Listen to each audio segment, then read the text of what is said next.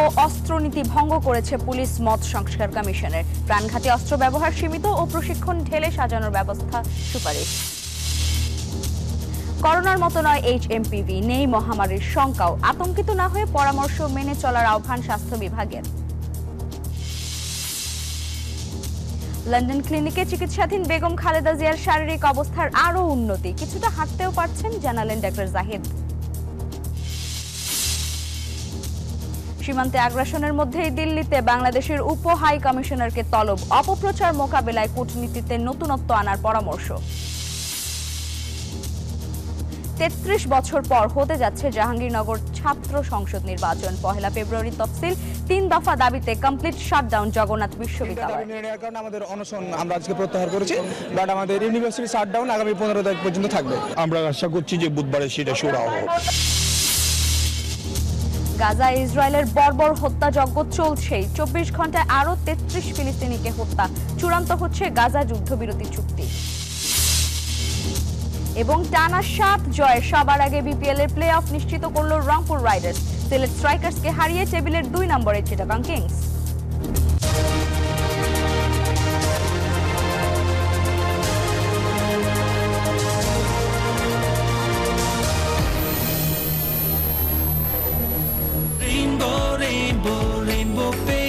Rainbow Paints, the color of joy. দর্শক স্বাগত জানাচ্ছি নিউজ 24 সংবাদে। সঙ্গে আছি আমি লাইবা জান্নাত। দেখছিলেন সংবাদ শিরোনাম। শব্দের আরেক নাম, একদম ইউনিক স্ট্রাকচারাল ডিজাইনের কসমিক ডোর। এর ওয়াল থিকনেস ও রিপ থিকনেস বেশি থাকায় থেকে 50 বছরেরও বেশি। কসমিক ডোর, নিশ্চিন্তে 50 বছর। এবারে জানাবো পুরো খবর। রাজনৈতিক বা ঊর্ধ্বতন কর্তৃপক্ষের বেআইনি নির্দেশ মানতে বাধ্য নয় পুলিশ, তবে জুলাই আগস্টের অভ্যুত্থানে অস্ত্র ব্যবহারের ক্ষেত্রে সেই নীতির তোয়াক্কা করেনি বাহিনীটির সদস্যরা। পুলিশ যেসব অস্ত্র ব্যবহার করে সেসব নিয়েও রয়েছে বিস্তর বিতর্ক। নতুন বাস্তবতায় এসব ক্ষেত্রে পরিবর্তন চায় পুলিশ সংস্কার কমিশন। প্রাণঘাতী অস্ত্রের ব্যবহার সীমিত করার পাশাপাশি প্রশিক্ষণ ব্যবস্থাও ঢেলে সাজানোর সুপারিশ করা হচ্ছে। বিস্তারিত দেখুন মাসুদা লাবনের প্রতিবেদনে। পুলিশ বাহিনীর সদস্যদের হাতে প্রাণঘাতী অস্ত্র রাখা ঠিক কি ঠিক নয় তা নিয়ে চলছে আলোচনা। অনেকে পরামর্শ দিচ্ছেন প্রাণঘাতী অস্ত্র আর নয়, কারণ আন্দোলন সংগ্রাম সহ বিভিন্ন ঘটনায় এর মাত্রাতিরিক্ত ব্যবহার প্রাণ কেড়েছে বহু মানুষের। জুলাই আগস্ট আন্দোলনেও দেখা গেছে সেই চিত্র। তবে প্রাণঘাতী অস্ত্র কি একেবারেই থাকবে না পুলিশ সদস্যদের হাতে? সংশ্লিষ্টরা বলছেন এমন পরামর্শ বাস্তবসম্মত নয়। বলা হচ্ছে যেসব অস্ত্র কম পাল্লার সেগুলো থাকতে পারে পুলিশ সদস্যদের হাতে, যেমন 9mm পিস্তল। এই অস্ত্রের ইফেক্টিভ রেঞ্জ বা কার্যকর সীমা 50 মিটারের মতো। আরেকটি পিস্তল রয়েছে 7.62 mm, এর কার্যকর সীমা 300 মিটার, অর্থাৎ এই পিস্তল বাদ দেয়া যেতে পারে। শটগানের লেড প্যালেট বা সীসার তৈরি ছোট গুলির ব্যবহার নিষিদ্ধের কথাও ভাবা হচ্ছে। এ ধরনের গুলি পরিচিত ছররা গুলি নামে, যেগুলি শরীরের ভেতর থেকে যেতে পারে বছরের পর বছর। সংস্কার কমিশন মনে করছে এটা অনেক বেশি অমানবিক। আবার পুলিশের যে প্রশিক্ষণ ব্যবস্থা তাতেও আনতে হবে পরিবর্তন। অস্ত্র ব্যবহারের ক্ষেত্রে জাতিসংঘের নীতিমালা অনুসরণ করা হবে অনেকটাই। ইউএনএ যে আমরা পিস কিপিং মিশনে আমাদের এখানে যে লোকজন যায়, তারা কিন্তু ওখানে ওদের একটা আইন আছে, সেই আইন অনুযায়ী আমাদের পুলিশ কর্মকর্তাদেরকে ওইটাকে মেনে তাদের কার্যক্রম করতে হয়। আমরা ওইটাকে একটু আমাদের দেশে রেপ্লিকেট করার চিন্তা করছি, সো দ্যাট পুলিশ যা কিছু করতে পারবে না। রাজনৈতিক বা ঊর্ধ্বতন কর্তৃপক্ষের বেআইনি আদেশ মানতে বাধ্য নয় আইন শৃঙ্খলা বাহিনী, কিন্তু তার ব্যত্যয় ঘটেছে হরহামেশাই। ঊর্ধ্বতন কর্তৃপক্ষের আইনসঙ্গত আদেশ মানতে বাধ্য, বেআইনি নয়। লেথাল ওয়েপন ইউজের ব্যাপারে আমরা আরো আমাদের কিছু প্রস্তাবনা আছে। তো পুলিশের সবচেয়ে কম শক্তি প্রয়োগ করে আপনাকে সিচুয়েশন কন্ট্রোল করার কথা নির্দেশনায় আছে। বিশৃঙ্খলা নিয়ন্ত্রণে কয়েকটি স্তরে অগ্রসর হতে পারে আইন শৃঙ্খলা বাহিনী।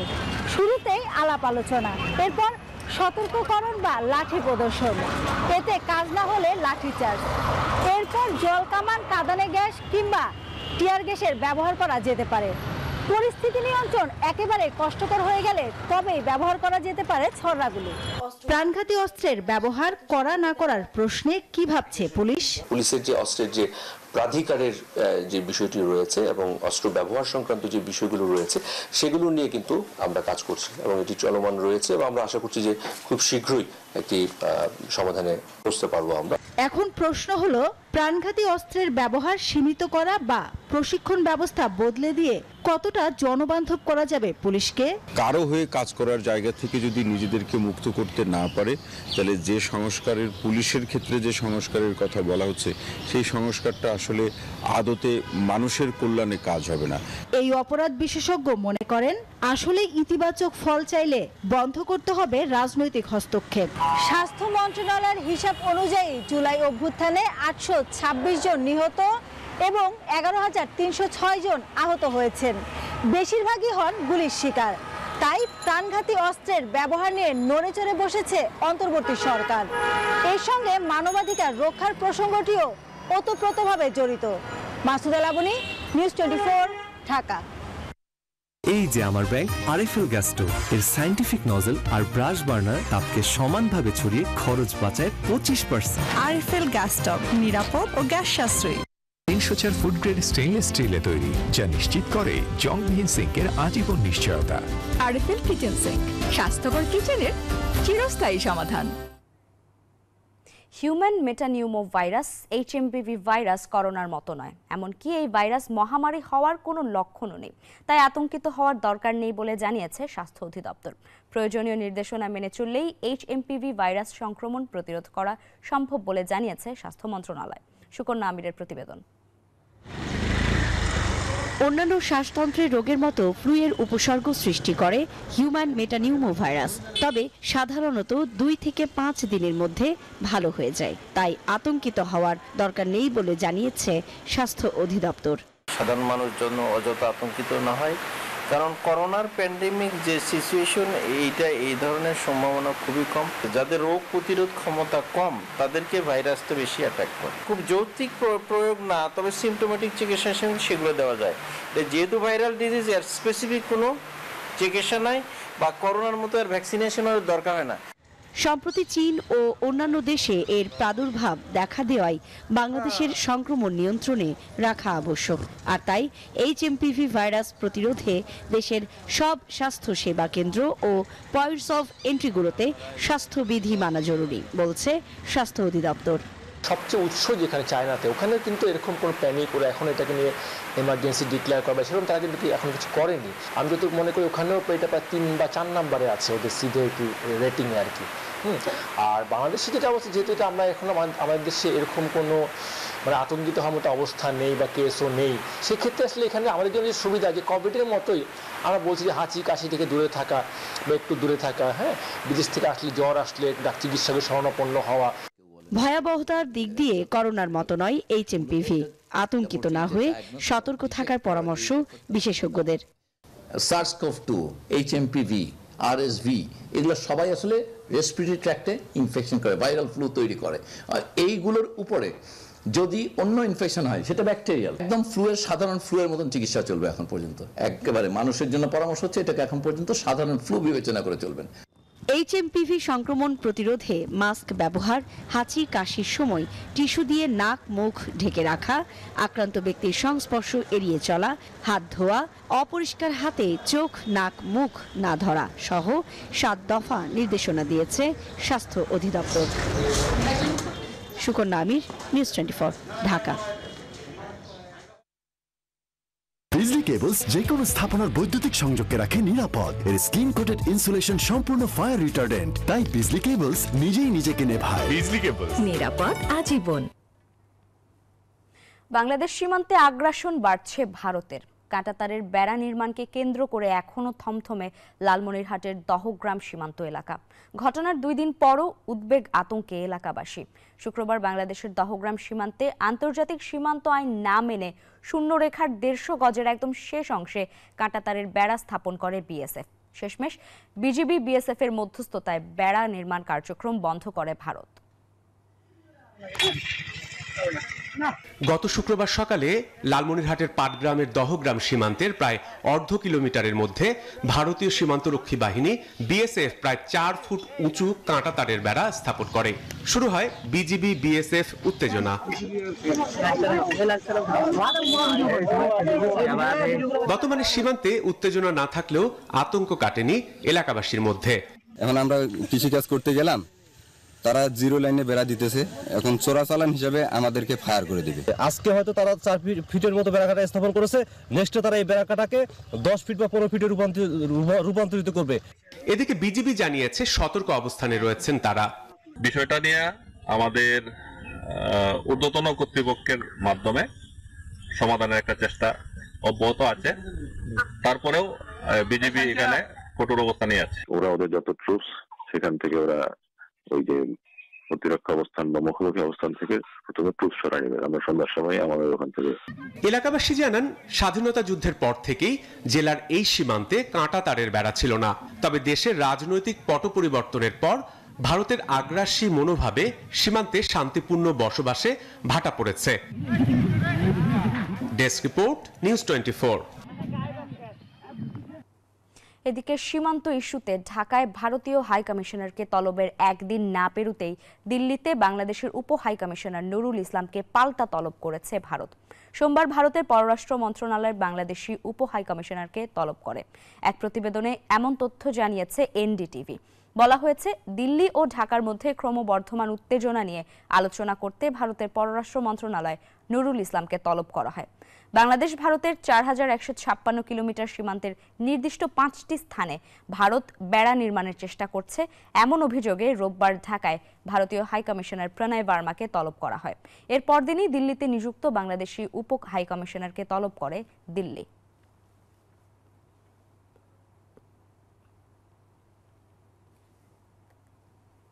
একদিকে ভারতীয় গণমাধ্যমের উদ্দেশ্যমূলক প্রোপাগান্ডা, অন্যদিকে বিভিন্ন রাজনৈতিক দলের বিদেশি শাখার কর্মকাণ্ড। এসব কারণে বহির্বিশ্বে নষ্ট হচ্ছে বাংলাদেশের ভাবমূর্তি। এই অবস্থা থেকে উত্তরণের উপায় কি? বিশেষজ্ঞরা বলছেন, জাতীয় ঐক্যমত সৃষ্টি করতে হবে, কূটনীতিতে আনতে হবে ভিন্ন মাত্রা। বলছেন, দ্বিপাক্ষিক সম্পর্কে ঘাটতি সৃষ্টি হয়েছে বলেই পার্শ্ববর্তী দেশের হাই কমিশনারকে তলব করতে হচ্ছে। রাজনৈতিক সরকার এলে অনেক সংকটের সমাধান হবে বলেও মনে করেন বিশ্লেষকরা। আরো বিস্তারিত জানাচ্ছেন প্রমা চৌধুরী। অন্তর্বর্তীকালীন সরকার দায়িত্ব নেবার পর থেকেই ভারতের সাথে কূটনৈতিক সম্পর্ক বেশ শীতল। ভারতীয় গণমাধ্যমের প্রোপাগান্ডা ও দেশি বিদেশি রাজনৈতিক দলগুলোর দলাদলিতে ক্ষুণ্ণ হচ্ছে বাংলাদেশের ভাবমূর্তি। এটা আমাদের বিরাট ক্ষতি করছে, আমাদের ইমেজের ক্ষেত্রে, আমাদের ব্র্যান্ডিং এর ক্ষেত্রে। এই পরিস্থিতি থেকে উত্তরণের একটা উপায় হতে পারে জাতীয় ঐক্য, বলছেন সাবেক রাষ্ট্রদূত হুমায়ুন কবির।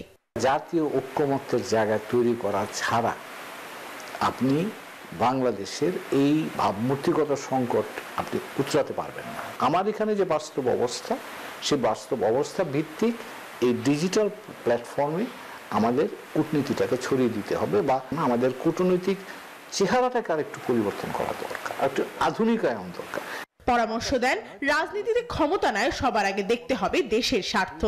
তার দেশের দলের প্রতিনিধি হয়ে এই ওখানে রাজনীতি করেন বা করবার চেষ্টা করেন, তো কাজে এতে ক্ষতি হচ্ছে তো। এবং এটা আমাদের অভ্যন্তরীণ রাজনীতির একটা বড় ধরনের দুর্বলতা। সীমান্তে কাঁটাতারের বেড়া নিয়ে ভারত ও বাংলাদেশের মধ্যে সৃষ্ট উত্তেজনাকে দুই দেশের কূটনৈতিক দুর্বলতা বলে মনে করেন আন্তর্জাতিক সম্পর্ক বিশ্লেষক।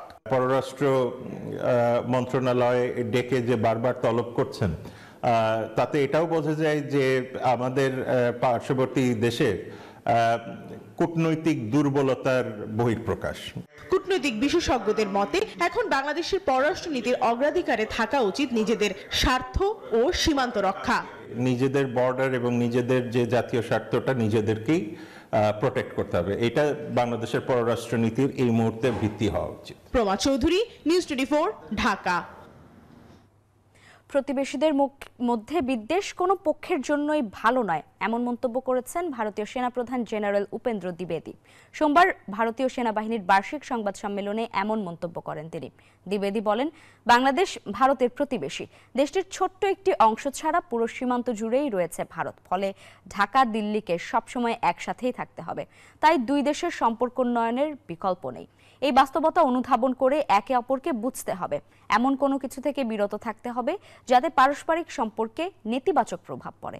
এ সময় দুই দেশের সেনাবাহিনী পর্যায়ে সম্পর্কে কোনো সমস্যা নেই বলে দাবি করেন ভারতীয় সেনাপ্রধান। তবে বাংলাদেশে নির্বাচিত সরকার ক্ষমতায় না আসা পর্যন্ত ঢাকা দিল্লির সার্বিক সম্পর্ক স্বাভাবিক হওয়া দুরূহ বলে জানান তিনি।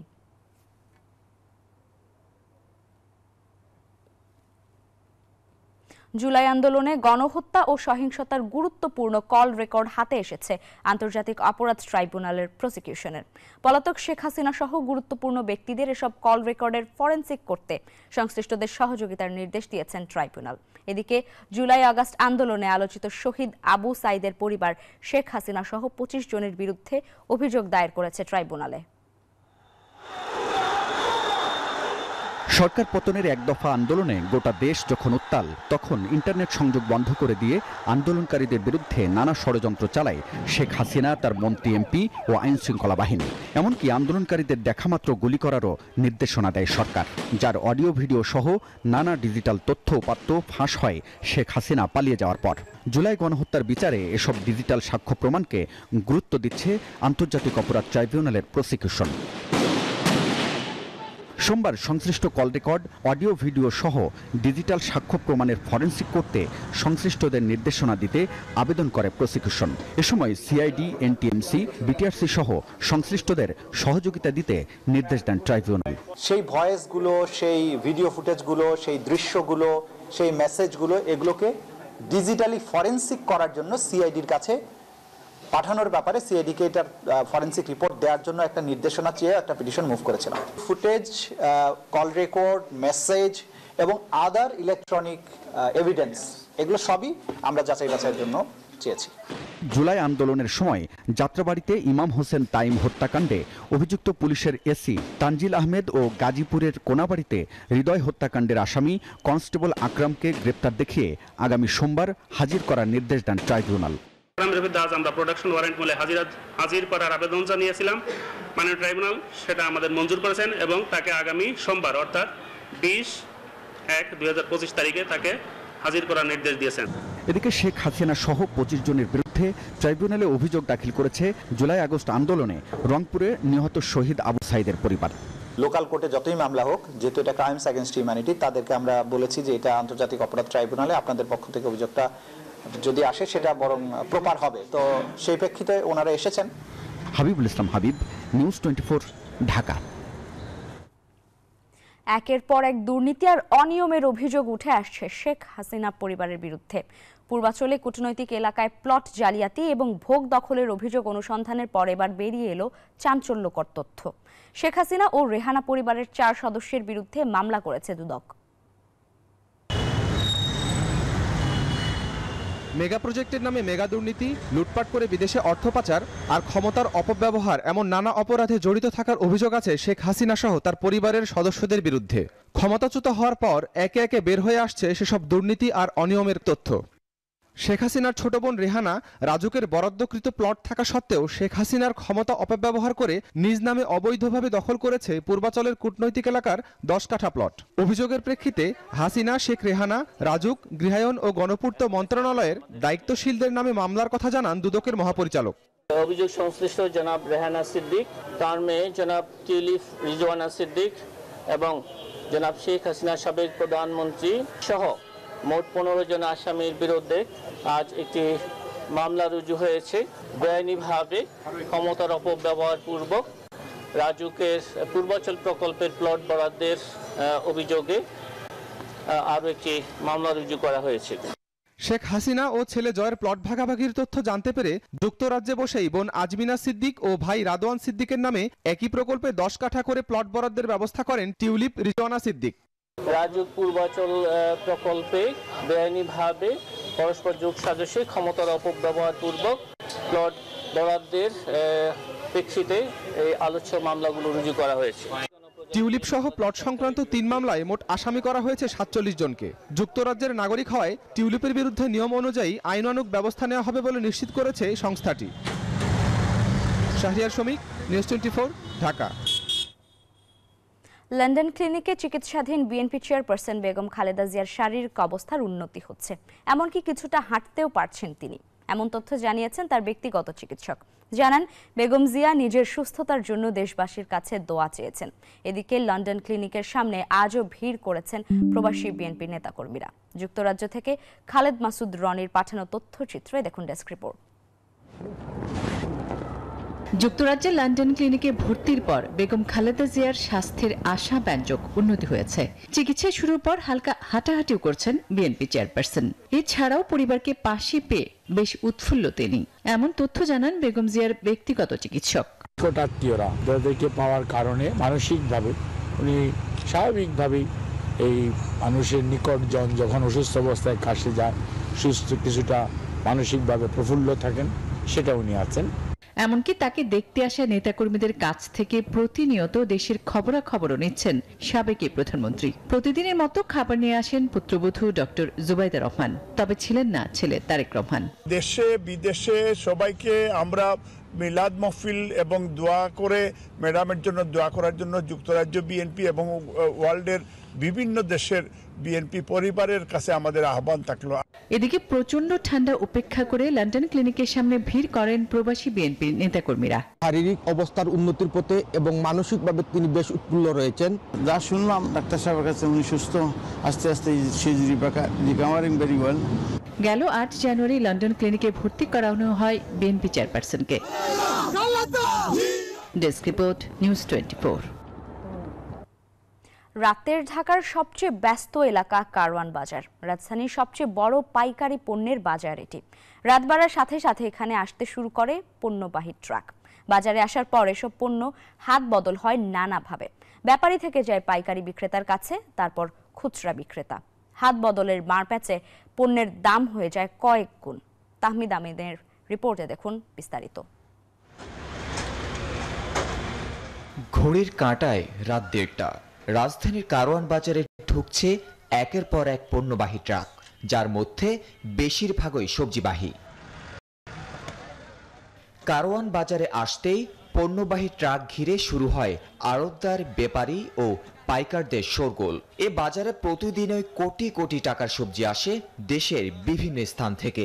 এর মধ্যে ফুলকপি ও মিষ্টি কুমড়ায় বিক্রি হয় 30 থেকে 50 লাখ টাকার।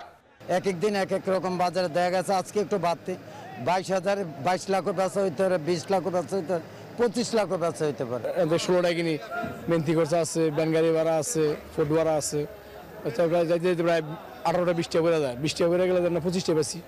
কারওয়ান বাজারে এসব পণ্য হাত বদল হয় কয়েক ধাপে। ব্যাপারীদের কাছ থেকে যায় পাইকারদের কাছে। হাত বদলের সাথে সাথে বাড়তে থাকে দামও। বিগত 12 টাকা 13 টাকা, আবার নিয়ম দিয়েছি 10 টাকা। 12 টাকা কিনা, 3 টাকা খরচ, 15 টাকা। আমরা 18 টাকা, 16 টাকা, 17 টাকা বিক্রি করি। রাজধানীতে নিত্যপণ্য আসার পর মধ্যস্থভোগীদের কারণেই অধিকাংশ পণ্যের দাম কয়েক গুণ বেড়ে যায় বলে মত সংশ্লিষ্টদের। তাহমিদ আমিন, নিউজ 24, ঢাকা।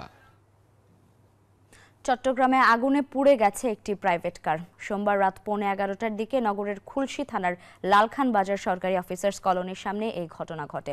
আগুনে প্রাইভেট কারটি পুড়ে গেলেও যাত্রীরা রক্ষা পেয়েছেন। গাড়ি স্টার্ট দেওয়ার পর বনেট থেকে ধোঁয়া বের হতে শুরু করে। সঙ্গে সঙ্গে গাড়ি থেকে লোকজন নেমে যায়। এরপর গাড়িটিতে দাউ দাউ করে জ্বলে ওঠে আগুন। স্থানীয় লোকজন ফায়ার সার্ভিসকে খবর দিলে ফায়ার সার্ভিস সদস্যরা এসে আগুন নিয়ন্ত্রণে আনেন।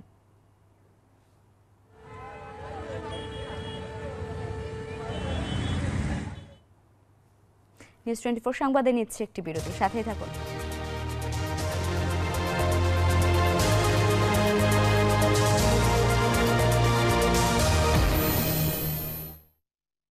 নুডলস খান নাই? তাহলে তো নুডলসই খান নাই।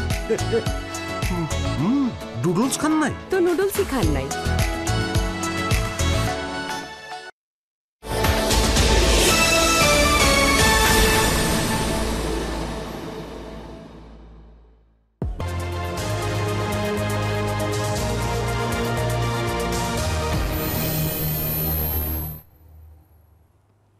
স্বাগত আবারও নিউজ 24 সংবাদে।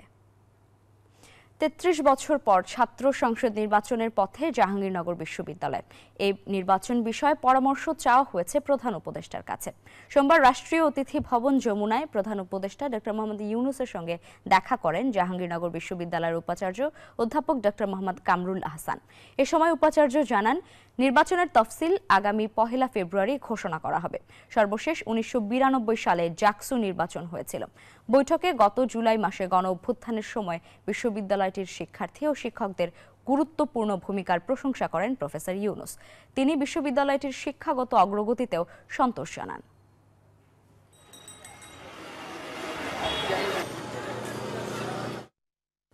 জগন্নাথ বিশ্ববিদ্যালয়ের দ্বিতীয় ক্যাম্পাস প্রকল্প সময় মতো শেষ করতে সেনাবাহিনীর কাছে হস্তান্তরের দাবি সহ 3 দফা দাবিতে সচিবালয়ের সামনে অবস্থান নেন জগন্নাথ বিশ্ববিদ্যালয়ের শিক্ষার্থীরা। রাতে আশ্বাসের পর তারা সেখান থেকে সরে যান, তবে তারা কমপ্লিট শাটডাউন চালিয়ে যাবেন। এর আগে রবিবার থেকে আমরণ অনশন কর্মসূচি পালন করেছেন শিক্ষার্থীরা। সেনাবাহিনীর কাছে দ্বিতীয় ক্যাম্পাস নির্মাণ কাজ হস্তান্তরের চুক্তি অনতিবিলম্বে স্বাক্ষর করা সহ 3 দফা দাবিতে রবিবার সকাল থেকে আমরণ অনশন কর্মসূচি শুরু করে জগন্নাথ বিশ্ববিদ্যালয়ের শিক্ষার্থীরা। দ্বিতীয় দিনে অনশনের পাশাপাশি কমপ্লিট শাটডাউন ঘোষণা করে ক্যাম্পাসে মিছিল করে শিক্ষার্থীরা। অনশনে অসুস্থরাও স্যালাইনের ব্যাগ সহ যোগ দেয় কর্মসূচিতে। বলেন, আর আশ্বাসের ফুলঝুরি নয়, এবার আন্দোলনের ফসল নিয়েই ক্লাসে ফিরবেন তারা। মন্ত্রণালয় থেকে 2-3 মাসের মূলা ঝোলানোর কথা শুনে আমরা চলে আসছি, সেই মূলা এখনো ঝুলে আছে। এখন পর্যন্ত কোনো আশ্বাসই পাওয়া যাচ্ছে না তেমন ভাবে। যারা অনশনরত অবস্থায় ছিলেন তাদের মধ্যে থেকে 15 জন গুরুতর অসুস্থ, তারা হাসপাতালে ভর্তি রয়েছে। তাদের অবস্থা খুবই করুণ। প্রত্যেকটা ক্লাস পরীক্ষা বর্জন করেছে এবং আমাদের দাবি আদায় না হওয়া পর্যন্ত আমরা আমাদের এই অব্যাহত রাখবো আমাদের এই কর্মসূচি। সোমবার দুপুরে সংবাদ সম্মেলন করে জানানো হয়, বিকেল 4টার মধ্যে দাবি মানার বিষয়টি লিখিতভাবে না জানালে সচিবালয় অভিমুখে পদযাত্রা করবেন তারা। পরে বিকেলে পদযাত্রা নিয়ে সচিবালয়ে যান শিক্ষার্থীরা। এই যে দাবি, এই দাবিগুলো আমলে নিয়ে বৈঠক করার অঙ্গীকার দিলে তবে আমরা অনশন থেকে পিছু হটবো। রাতে দাবি পূরণের আশ্বাসে সচিবালয়ের সামনে থেকে সরে যান তারা। তবে 15 তারিখ পর্যন্ত কমপ্লিট শাটডাউন চলবে বলে জানান শিক্ষার্থীরা। 3টা দাবি নিয়ে এখানে উপস্থিত হয়েছিলাম, তো আমাদের 3টা দাবি মেনে নেওয়ার আশ্বাস দেওয়া হয়েছে। তো আমরা 3টা দাবি মেনে নেওয়ার কারণে আমাদের অনশন আমরা আজকে প্রত্যাহার করেছি। বাট আমাদের ইউনিভার্সিটি শাটডাউন আগামী 15 তারিখ পর্যন্ত থাকবে। 3টার ব্যাপারে আলোচনা হবে এবং আমরা আশা করছি যে বুধবারে সেটা শুরু হবে। পুরান ঢাকার বাণী ভবন ও ডক্টর হাবিবুর রহমান হলের স্টিল বেসড ভবনের কাজ দ্রুত শেষ করা, আবাসন ব্যবস্থা নিশ্চিত না হওয়া পর্যন্ত 70% শিক্ষার্থীকে আবাসন ভাতা দেওয়ার দাবি জানায় শিক্ষার্থীরা। আল মোহাইমিনুল খান, নিউজ 24, ঢাকা। আমি এই চেয়ারে বসবো না। বাচ্চু ভাই, এই চেয়ারকে ভয় পেও না। ডেন্টিস্টের পরামর্শ নাও নতুন কোলগেট অ্যাক্টিভ সোল, যা দাঁতের সমস্যা শুরু হওয়া মাত্রই থামিয়ে দেয়। না থাকবে ব্যথা, না থাকবে ভয়। মালয়েশিয়াকে বাংলাদেশের শ্রমিকদের জন্য মাল্টিপল এন্ট্রি ভিসা ইস্যু করার আহ্বান জানিয়েছেন প্রধান উপদেষ্টা অধ্যাপক ডক্টর মোহাম্মদ ইউনূস। ঢাকায় নিযুক্ত দেশটির হাই কমিশনার মোহাম্মদ সুহাদা ওথমান প্রধান উপদেষ্টার সঙ্গে রাষ্ট্রীয় অতিথি ভবন যমুনায় দেখা করতে এলে তিনি এই আহ্বান জানান। একই সঙ্গে অনুরোধ করেন, গত মে মাসে দেশটির কর্মস্থলে কাজে যোগ দিতে ব্যর্থ হওয়া 18,000 শ্রমিকের প্রবেশাধিকার সহজ করার। এ সময় হাই কমিশনার জানান, মালয়েশিয়া ও বাংলাদেশের কর্মকর্তাদের নিয়ে একটি যৌথ টেকনিক্যাল কমিটি 31 ডিসেম্বর কুয়ালালামপুরে বৈঠক করেছে এবং মঙ্গলবার একই ধরনের আরেকটি বৈঠক হতে যাচ্ছে। এ সময় বাংলাদেশ থেকে শ্রমশক্তি আমদানি এবং বাংলাদেশে দেশটির বিনিয়োগ বাড়ানোর আহ্বান জানান ডক্টর ইউনূস।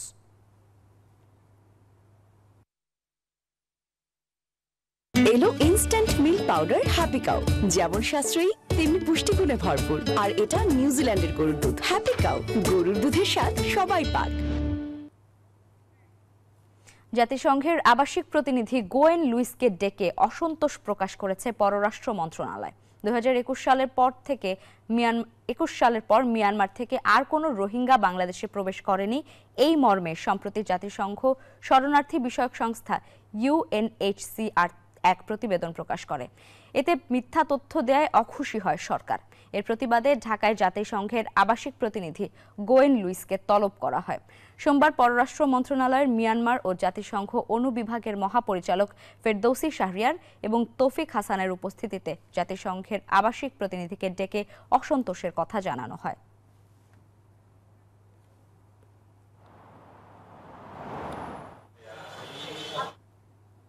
ষড়যন্ত্রকারীরা সংস্কারের কথা বলে নির্বাচন পিছিয়ে দিতে চায়, এমন অভিযোগ করেছে বিএনপি। এদিকে দ্রুত নির্বাচন না দিলে আন্দোলনের হুঁশিয়ারি দিয়েছেন এলডিপির সভাপতি কর্নেল অবসরপ্রাপ্ত ওলি আহমেদ। আর জামায়াতের নায়েবে আমির ডক্টর সৈয়দ আব্দুল্লাহ মোহাম্মদ তাহের বলেছেন, বিএনপির সঙ্গে জামায়াতের দূরত্ব নেই।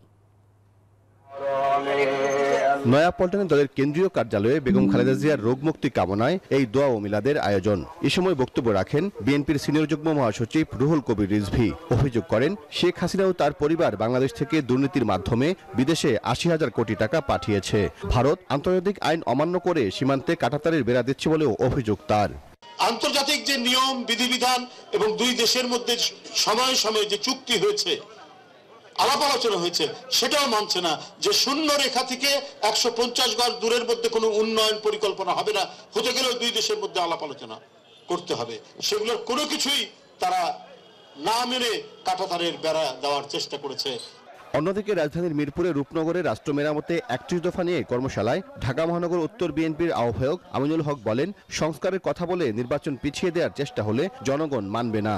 কিছু ষড়যন্ত্রকারী রয়েছে, সেই ষড়যন্ত্রকারীরা সংস্কারের নামে নির্বাচনকে পেছানোর চেষ্টা করছে।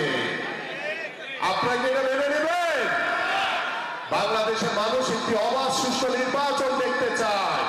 নির্বাচন নিয়ে কথা বলেছেন এলডিপির সভাপতি ওলি আহমেদও। রাজধানীর মগবাজারে দলীয় কার্যালয়ে সংবাদ সম্মেলনে তিনি বলেন, নির্বাচন দিতে বেশি বিলম্ব করলে আন্দোলনে নামবে এলডিপি। সর্বাগ্রে সংসদ নির্বাচন দিতে হবে। যদি সংসদ নির্বাচন না দেয় তাহলে আমরা বাধ্য হব ঐক্যবদ্ধভাবে সরকারের বিরুদ্ধে আন্দোলন করার জন্য। কারণ আমাদের দীর্ঘ ১৫ বছরের আমাদের যে ত্যাগ তিতিক্ষা ৫ আগস্ট এমনি আকাশ থেকে নামে আসে নাই। ৫ আগস্ট হয়েছে আমাদের কর্মফলের কারণে। কারণ এদিকে বাংলাদেশ জামায়াত ইসলামীর আমির ডাক্তার শফিকুর রহমানের সঙ্গে সৌজন্য সাক্ষাৎ করেছেন ঢাকায় নিযুক্ত ব্রাজিলের রাষ্ট্রদূত। সাক্ষাৎ শেষে জামায়াতের নায়েবে আমির ডাক্তার সৈয়দ আব্দুল্লাহ মোহাম্মদ তাহের সাংবাদিকদের সাথে কথা বলেন। জানান, বিএনপির সঙ্গে তাদের তেমন কোনো দূরত্ব নেই। বিএনপির সাথে আমাদের তেমন কোনো বিরোধ নেই, মত পার্থক্য নেই। ছোট ছোট ইস্যুগুলোতে কেউ কেউ ফেরি বা সাইডে কথা বলছেন, সেটা এত ধর্তব্য বিষয় নয়। ব্রাজিল বাংলাদেশের সম্পর্ক ভবিষ্যতে আরও উন্নত করার বিষয়ে বৈঠকে আলোচনা হয়েছে বলে জানান তিনি। সাইফুল ইসলাম, নিউজ 24, ঢাকা। বিএনপির ভারপ্রাপ্ত চেয়ারম্যান তারেক রহমানের সভাপতিত্বে দলের জাতীয় স্থায়ী কমিটির বৈঠক সোমবার সন্ধ্যায় বিএনপি চেয়ারপারসনের গুলশানের কার্যালয়ে অনুষ্ঠিত হয়েছে। এতে দেশের চলমান রাজনৈতিক পরিস্থিতি, রাষ্ট্র সংস্কার ও আগামী নির্বাচন নিয়ে আলোচনা হয়। বৈঠকে বিএনপি মহাসচিব মির্জা ফখরুল ইসলাম আলমগীর, স্থায়ী কমিটির সদস্য ডক্টর খন্দকার মোশাররফ হোসেন, নজরুল ইসলাম খান, ডক্টর আব্দুল মঈন খান, ব্যারিস্টার জমির উদ্দিন সরকার, আমির খসরু মাহমুদ চৌধুরী, সেলিমা রহমান, ইকবাল হাসান মাহমুদ টুকু, হাফিজউদ্দিন আহমেদ ও সালাউদ্দিন আহমেদ উপস্থিত ছিলেন।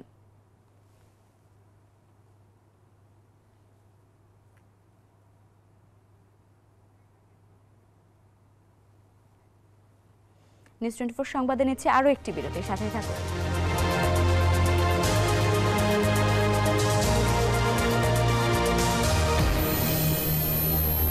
নুডলস খান নাই? তাহলে তো নুডলসই খান নাই। নুডলস খান নাই তো নুডলসই খান নাই।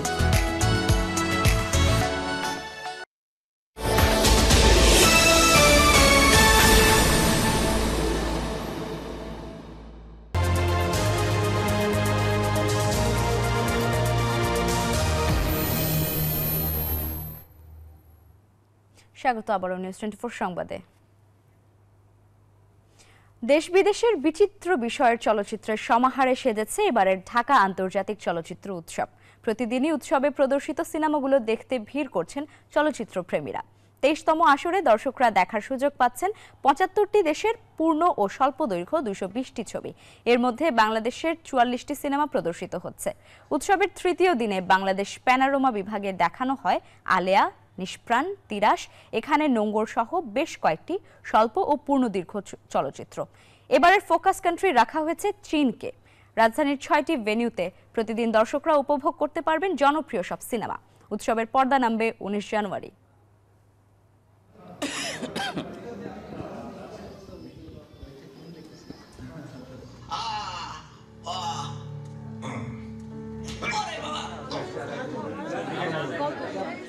প্রাণবন্ত উৎসব, সবার অংশগ্রহণে, আর এই উৎসবে আমরাও অংশগ্রহণ করতে পেরে আমাদেরও অনেক ভালো লাগা।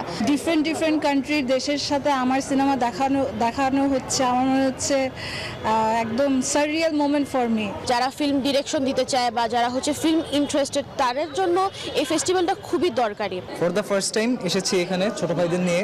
Masteroctave, the performing part of the funeral is the second feature film for me. জানাবো অর্থ বাণিজ্য সংবাদ।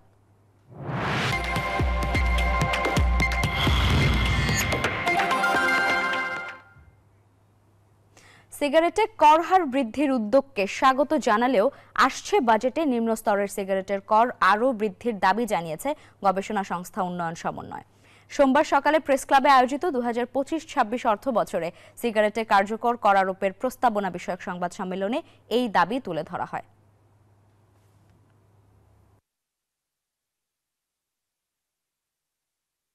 থেকে বাঁচাতে পারবো। সকলকে ধন্যবাদ। গণমাধ্যম কর্মীরাও একটা বড় ভূমিকা রাখেন। গড়ে 6,600 কোটি টাকা রাজস্ব হারিয়েছে সরকার। অনুষ্ঠানে বক্তারা বলেন, জনস্বাস্থ্য সুরক্ষায় দেশে ধূমপায়ীদের সংখ্যা কমাতে আরও সচেতন এবং আইনের প্রয়োগ নিশ্চিত করতে হবে। বলেন, সিগারেট বিক্রি থেকে সরকার যে পরিমাণ রাজস্ব পায় তার তুলনায় ব্যবহারজনিত চিকিৎসার কারণে অর্থনৈতিক ক্ষয়ক্ষতির পরিমাণ অনেক বেশি। আমরা চাচ্ছি যে লো এবং মিডিয়ামটা এটা যেন একটা টিয়ার অর্থাৎ কনভার্ট করা হয়, অর্থাৎ মার্চ করা হয়, একটা টিয়ার করা হয়। অর্থাৎ মিনিমাম প্রাইস এখন মিডিয়াম টায়ারে 80 টাকা, সেটা যেন 80 টাকার নিচে কোনো সিগারেট পাওয়া যাবে না। এটা হলো আমাদের একটা দাবি। এটার কারণটা হলো, আপনি যখনই বিভিন্ন স্তরের অপশন রাখবেন, মানুষের মধ্যে ওইটার দাম বাড়লে ওটাতে সুইচ করা, এই ধরনের টেন্ডেন্সি তৈরি হওয়ার সুযোগ থাকে। জানাবো আন্তর্জাতিক সংবাদ।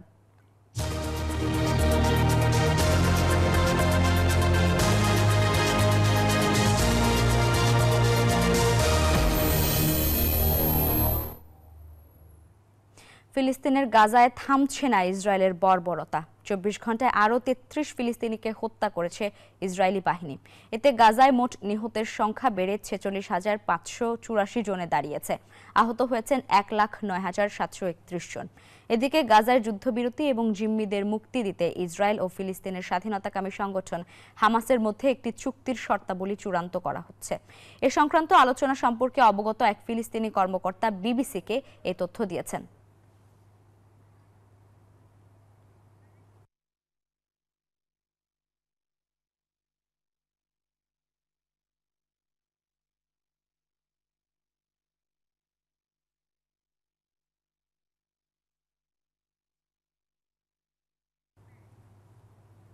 বিভিন্ন অভিযোগে আটক 10,000-এর বেশি অবৈধ প্রবাসীকে ফেরত পাঠিয়েছে সৌদি আরব। এক প্রতিবেদনে এ তথ্য জানিয়েছে গালফ নিউজ। সেই সঙ্গে গত 2 থেকে 8 জানুয়ারি পর্যন্ত দেশটির বিভিন্ন এলাকায় অভিযান চালিয়ে আবাসন, শ্রম ও সীমান্ত সুরক্ষা আইন লঙ্ঘনের দায়ে 19,000-এর বেশি প্রবাসীকে গ্রেফতার করেছে সৌদি সরকার। তাদের মধ্যে 42% ইয়েমেনি, 56% ইথিওপিয়ান এবং 2% অন্যান্য দেশের নাগরিক। সৌদি স্বরাষ্ট্র মন্ত্রণালয় সতর্ক করেছে, যদি কেউ কোনো প্রবাসীকে অবৈধভাবে সৌদি আরবে প্রবেশে সহযোগিতা করে এবং কাউকে পরিবহন সুবিধা ও আশ্রয় দেয়, তাহলে তাকে 15 বছরের কারাদণ্ড দেয়া হবে। পাশাপাশি জরিমানা করা হবে 10 লাখ সৌদি রিয়াল। একই সঙ্গে তার সম্পত্তি এবং যানবাহনও বাজেয়াপ্ত করা হবে।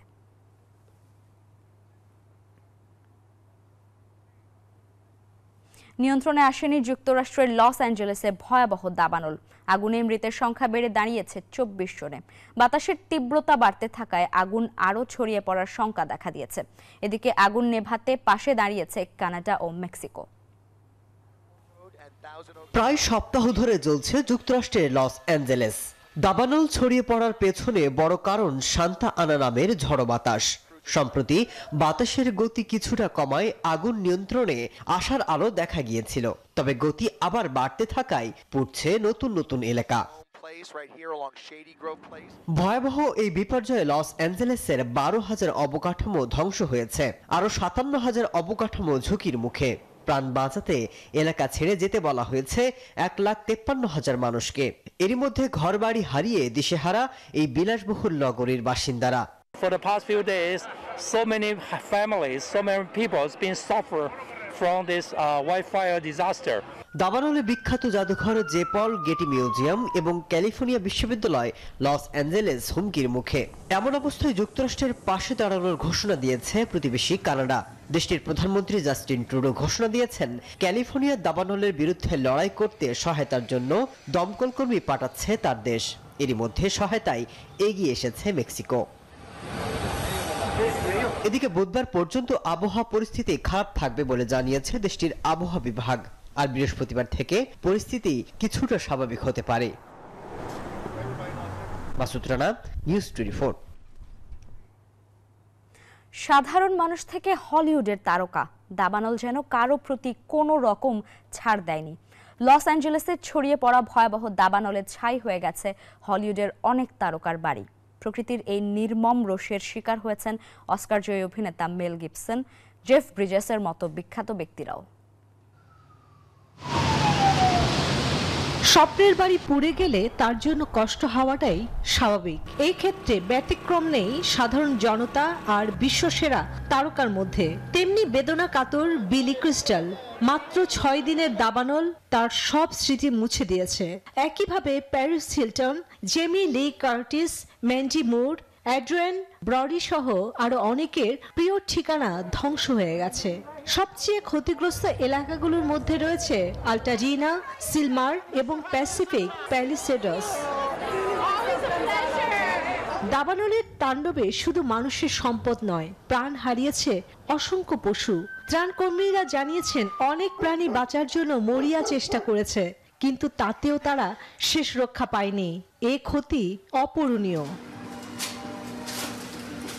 গত 6 দিনে দাবানল ছাই করে দিয়েছে 40,000 একরেরও বেশি এলাকা। আগুন গ্রাস করেছে 12,000-এরও বেশি বাড়িঘর ও স্থাপনা। 1 লাখেরও বেশি মানুষ তাদের ঘরবাড়ি ছেড়েছে। লস অ্যাঞ্জেলেসের এই ভয়াবহ দাবানল শুধু সম্পদেরই ক্ষতি করেনি, এটি অনেকের জীবনের মানচিত্র বদলে দিয়েছে। মানুষের পাশাপাশি প্রাণী জগতের যে ক্ষতি হয়েছে তা কখনো পূরণ হওয়ার নয়। চন্দ্রা, নিউজ 24। নিউজ 24 সংবাদে নিচ্ছে আরো একটি বিরতি, ফিরবো খেলার খবর নিয়ে।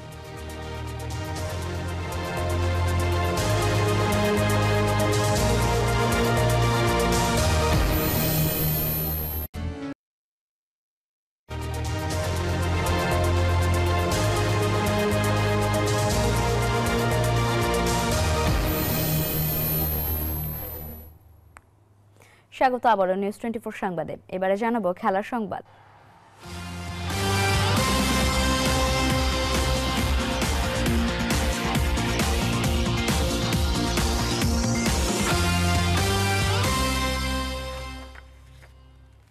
টানা 7 জয়ে বিপিএলে সবার আগে প্লে অফে রংপুর রাইডার্স।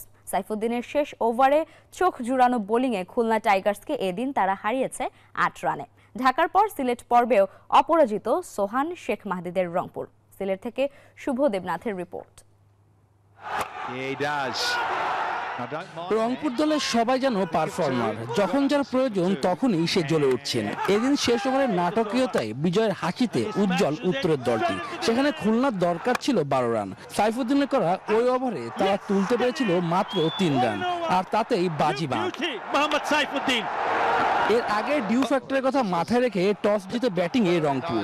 একাদশে ফিরে সুবিধা করতে পারেননি স্টিভেন টেইলার। সাইফ হাসানও ইনিংস বড় করতে ব্যর্থ। তৌফিক খান তুষার 120, স্ট্রাইক রেটে করেন 36।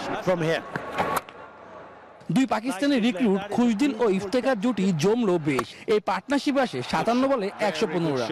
ইফতেখার সাজঘরে 43 রান। তবে এক প্রান্ত আগলে রাখা খুশদিলের 35 বলে 73 রানে 5 উইকেটে 186 রান তোলে রংপুর। 127 রানের টার্গেটে খেলতে নেমে ডারউইচ রসুলুই বিদায় নেয় শুরুতে। তারপর নাইম শেখ, ক্যাপ্টেন মিরাজের জুটি আস্তিং রানেটের সঙ্গে পাল্লা দিয়ে ঠিকই ব্যাচেলরে থাকেন। মিরাজ সাজঘরে ব্যক্তিগত 39 রানে। For the third time, will this be taken? Naim শেখও অর্ধশতক হাঁকিয়ে বিদায় নেন, তবে আফিস, মাহিদুল অঙ্কন, ইমরুল্লাহ হাল ধরতে পারেননি। সাইফ হাসান সরাসরি থ্রোতে নেওয়াজে রান আউট হলে ম্যাচ থেকে ছিটকে যায় খুলনা, আর টানা 7 জয়ে সবার আগে প্লে অফে রংপুর। Brilliant. ঢাকার পর সিলেটেও শতভাগ সফল রংপুর রাইডার্স। দলের যখনই যার প্রয়োজন তখনই সেই পারফর্ম করছেন। এদিনও সাইফুদ্দিনের শেষ ওভারের নাটকীয়তায় শেষ পর্যন্ত জয় পেল রাইডার্সরা, আর এই জয়ে সবার আগে প্লে অফ নিশ্চিত করল উত্তরের দলটি। শুভদেবনাথ, নিউজ 24, সিলেট আন্তর্জাতিক স্টেডিয়াম, সিলেট। 30 রানের হার দিয়ে সিলেট পর্ব শেষ করল স্বাগতিক সিলেট স্ট্রাইকার্স। বৃথা গেছে জাকের আলীর লড়াই, চট্টগ্রামের বিপক্ষে আশা জাগিয়েও হার এড়াতে পারেনি। আর আসরে হ্যাট্রিক জয়ে টেবিলের 2 নম্বরে উঠে এসেছে চিটাগং কিংস। চিটাগং কিংস যারা শুরু করেছিল একটু নড়বড়ে, তবে ধীরে ধীরে নিজেদের খুঁজে পায়। উসমান খান আর ক্লার্কের ব্যাটে জ্বলে উঠে জয়ের আলোকবর্তিকা। তাদের 53 আর 60 রানের ইনিংস যেন ছিল যুদ্ধের প্রথম আঘাত। আর যখন মনে হচ্ছিল ইনিংস শেষ হতে চলেছে, তখন মঞ্চে এলেন হায়দার আলী। 18 বলে 42 রানের অগ্নিময় ক্যামিউতে স্কোরবোর্ডে জমা হলো 203 রানের পাহাড়। সিলেটের জন্য কাজটি ছিল কঠিন, কিন্তু শুরুতেই যেন দিক হারালেন তারা। রনি তালুকদার ফিরে গেলেন দ্বিতীয় বলে, আর স্টার্লিং শূন্য হাতে বিদায় নিলেন। স্বাগতিক গ্যালারিতে তখন নেমে এলো এক অদ্ভুত নীরবতা। তবুও আশা ছিল। জজ মুন্সি আর জাকের আলী অনিকের ব্যাটে জেগে উঠেছিল লড়াইয়ের স্পৃহা। মুন্সির 52 রানের ঝড়ো ইনিংস আর জাকেরের 23 বলে অপরাজিত 47, দুই যোদ্ধার এই লড়াই যেন ছিল শেষ পর্যন্ত প্রতিরোধের প্রতীক। যদিও সেই প্রতিরোধ যথেষ্ট ছিল না, সিলেট থেমে গেল 173 রানে। তাদের ইনিংস যেন অসমাপ্ত এক কবিতা, যেখানে শেষ লাইনে রইল হতাশার ছায়া।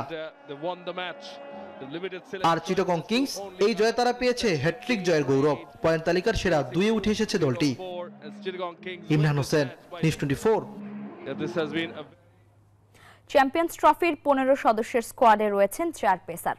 নির্বাচকরা দেশের সেরা 4 ফাস্ট বোলারকে বাছাই করেছেন এই টুর্নামেন্টের জন্য বলে মনে করেন সাবেক পেসার দীপু রায়চৌধুরী। চ্যাম্পিয়ন্স ট্রফিতে পেসাররা ভালো করবে, কারণ বড় বড় দলের বিপক্ষে তারা সামর্থ্যের প্রমাণ দিয়ে আসছে বলেও জানান বাংলাদেশের প্রথম জাতীয় দলের এই ক্রিকেটার। ক্রিকেটের মিনি বিশ্বকাপ খ্যাত চ্যাম্পিয়ন্স ট্রফি বড় আসর, তাই ক্রিকেটারদের জন্য চ্যালেঞ্জটাও বড়। বাংলাদেশের পেস আক্রমণ সময়ের সঙ্গে আরও উন্নত। এবার স্কোয়াডে রাখা হয়েছে অভিজ্ঞ তাসকিন মুস্তাফিজের সঙ্গে 2 তরুণ তানজিম সাকিব ও নাহিদ রানাকে। সাবেক পেসার দীপু রায়চৌধুরী বলছেন, তরুণদের সঙ্গে অভিজ্ঞতা মিশিয়ে দলে ভারসাম্য তৈরি হয়েছে। মুস্তাফিজ স্টিল মনে করেন যে তার যে ক্যাপাবিলিটি আছে সেটা কিন্তু এখনো আছে। আমি মনে করি যে সিলেক্টর যেটা সব দিক দিয়ে বিবেচনা করেই কিন্তু যে বেস্ট 4টা এই কাপের জন্য যেটা প্রয়োজন আছে সেইভাবেই কিন্তু করেছে। যদিও জায়গা হয়নি ফর্মে থাকা 2 পেসার হাসান মাহমুদ ও শরীফুল ইসলামের। অনেকেই এই সিদ্ধান্ত নিয়ে প্রশ্ন তুলেছেন। দুবাইয়ে স্পিনিং ট্র্যাক আর রাওয়ালপিন্ডির ফ্ল্যাট উইকেটে বাংলাদেশের পেস আক্রমণ কতটা কার্যকর হবে সেটা এখন দেখার বিষয়। আমাদের পেস বোলারের উপরে আমার যথেষ্ট কনফিডেন্স আছে। পাকিস্তান বলেন ওই জায়গার ভিতরে আমাদের পেস বোলারে কিন্তু কয়েকটা তাদের বোলিং এর উপরেই কিন্তু উইল গেট উইকট্রি। যে অ্যাটাকিং বোলিং বলে হলো পেস, আমি মনে করি। চ্যাম্পিয়ন্স ট্রফি বাংলাদেশের জন্য বড় একটি মঞ্চ। 4 পেসার থাকায় দলের শক্তি বেড়েছে, তবে মাঠের পারফরমেন্সই বলে দেবে এই সিদ্ধান্ত কতটা কার্যকর। জিহাদ আল হাসান, নিউজ 24, ঢাকা। দর্শক, আর এই ছিল নিউজ 24 সংবাদে। আরও সংবাদ বিশ্লেষণ জানতে ভিজিট করুন news24bd.tv। ধন্যবাদ সবাইকে সঙ্গে থাকার জন্য।